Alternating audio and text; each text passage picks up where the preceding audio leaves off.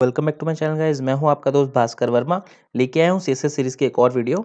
अभी दोस्तों हम डिस्कस करेंगे सीएसएस आउटलाइन प्रॉपर्टी के बारे में।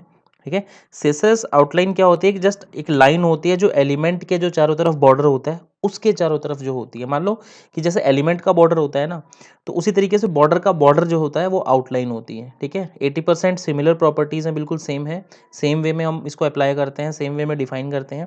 ठीक है। और जो 20% डिफरेंस है वो मैं आपको अभी प्रैक्टिकल करके बताऊंगा।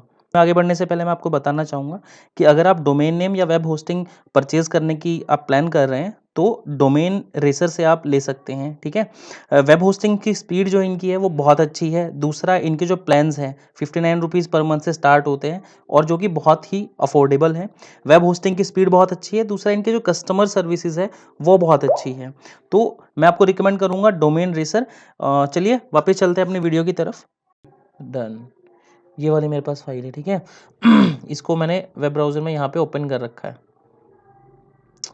तो मान लो मैंने एक डिव ले लिया ELE करके। ठीक है। उसके अंदर मैंने 2-4 H2 एलिमेंट्स मैंने उसके अंदर ले लिए, हेलो देर करके। डन। ओके। सो अब मैं अपनी क्लास को कॉल करता हूँ। देन मैं इसके अंदर एक सिंपल सा बॉर्डर डाल देता हूँ 10 pix solid red. Done. Refresh करके देख लेते हैं। ओके।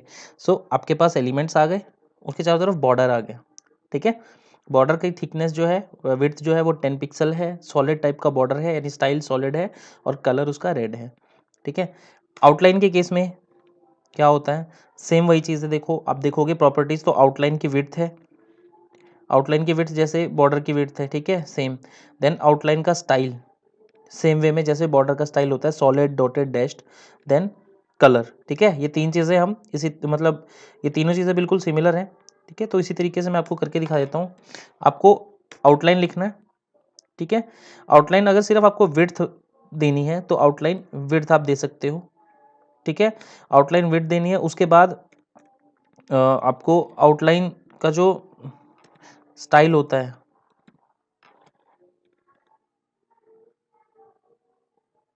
ओके मैंने डिफाइन, ये मान लो आपने 10 पिक्स दे दिया। ठीक है। उसके बाद आउटलाइन स्टाइल वो बंद नहीं किया था ना, इसलिए दिक्कत आ रही थी। आउटलाइन स्टाइल जो मर्जी आप डैश दे सकते हो, डॉटेड दे सकते हो, डबल ग्रूव, जो भी आपका मन करे। ठीक है। मैंने डैश दे दिया, डैश डैश करके आएगा। एक बार देख लो आप रिफ्रेश करके, दिख रहा है क्या हुआ। बॉर्डर के चारों तरफ एक और बॉर्डर बन गया, उसका स्टाइल हमने दिया डैश, तो ये डैश आ गया। देन उसके बाद हमने उसकी जो विड्थ है वो 10 दी है, तो इसकी चौड़ाई जो है वो 10 है। डन। उसके बाद सेम कलर भी आप दे सकते हो। आउटलाइन कलर आपने दे दिया, ग्रीन दे दिया। ठीक है। ग्रीन कलर आ गया। अब ये तो सिमिलैरिटीज हो गई। ठीक है। अब जिस तरीके से हमने बॉर्डर को डिफाइन किया है ना, सेम उस तरीके से हम इसको कर सकते हैं। ये देखो मैंने यहाँ क्या किया, आउटलाइन लिख दिया। रिफ्रेश करूँगा, रेड कलर आएगा, आप रेड की जगह ग्रीन कर दो ताकि आपको दिखने में आसानी हो, पता लग जाए आपको। दिख गया, सॉलिड ग्रीन आ गया। देन सॉलिड रेड बॉर्डर है, सॉलिड ग्रीन आउटलाइन है। जो सबसे बड़ा डिफरेंस है इनका, सिमिलरिटीज आपको पता लग गई होंगी। ठीक है। प्रॉपर्टीज किस तरीके से अप्लाई करते हैं, किस तरीके से डिफाइन करते हैं, ऑलमोस्ट सेम है। बट जो डिफरेंस है वो मैं बताता हूँ आपको कि ये एक और मैं डिव क्लास बनाता हूँ डिफरेंस बताने के लिए। ठीक है। ये मैंने आपका डिव बना लिया जिसकी क्लास मैंने ELE1 ले ली। एंड सेम मैं क्या करूँगा, उस ELE1 की यहाँ पे स्टाइलिंग करूँगा। ELE1 में मैं आउटलाइन हटा देता हूँ, मैं सिर्फ एक ले देता हूँ बॉर्डर। ठीक है। आउटलाइन इसकी भी हटा देते हैं एक बार दिखाने के लिए। तो मैंने क्या किया, दो डिवीजन बना ली, दोनों में ELE EL1 क्लास है, एलिमेंट सबके सेम है। देन उसके बाद मैंने स्टाइलिंग कर दी, दोनों में बिल्कुल सेम सेम कलर का मैंने बॉर्डर दे दिया। ठीक है। रिफ्रेश करते हैं, आ गया। ये 10 साइज इसका 10 पिक्सल, ये 10 और 10 मिलके यार 20 पिक्सल हो गया, तो लाइन थिक हो गई है। ठीक है। साइड टू साइड है। मान लो मैंने यहाँ पे बॉर्डर क्या किया, यहाँ पे मैंने बॉर्डर 20-20 कर दिया, तो आप देखोगे कि ये 20-20-40 हो गया। ठीक है। यानी ये एक दूसरे पे ओवरलैप नहीं हो रहे, पहले 20 वाला ये बॉर्डर आया, उसके बाद दूसरा बॉर्डर स्टार्ट हुआ है ना। बट जो हम आउटलाइन की बात करते हैं, मैंने कॉपी कर रखा है, आउटलाइन की जब हम बात करते हैं ना, तो इसे रिफ्रेश करते हैं, तो आउटलाइन का सबसे बड़ा पंगा क्या है कि वो दूसरे एलिमेंट के ऊपर ओवरलैप कर जाता है।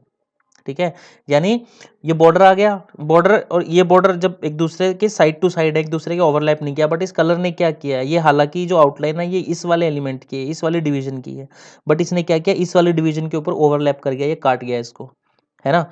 तो ये इसका डिफरेंस है सबसे बड़ा, कि भाई जो आउटलाइन है वो उसको काट जाती है। आपको उस चीज़ को एडजस्ट करने के लिए क्या करना पड़ेगा, आपको मार्जिन देने पड़ेंगे, आपको साइज छोटा बड़ा करना पड़ेगा इस तरीके से, ठीक है।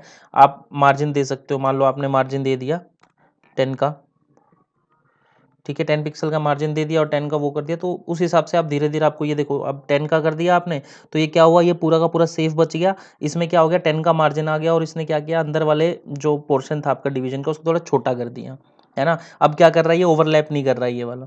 तो इस तरीके से आपको मार्जिन दे के और उसको एडजस्ट करना पड़ेगा धीरे धीरे। जो आउटलाइन का सीन यही है कि वो ओवरलैप कर जाता है बॉर्डर के ऊपर, ठीक है।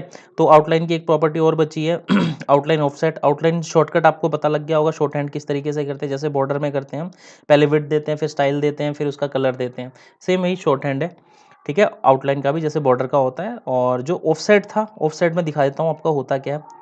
मान लो आउटलाइन ऑफसेट आपने 10 पिक्स दे दिया, तो ऑफसेट का मतलब क्या होगा कि जो बॉर्डर होगा आपका और जो आउटलाइन होगी उसके बीच में स्पेस आ जाएगा।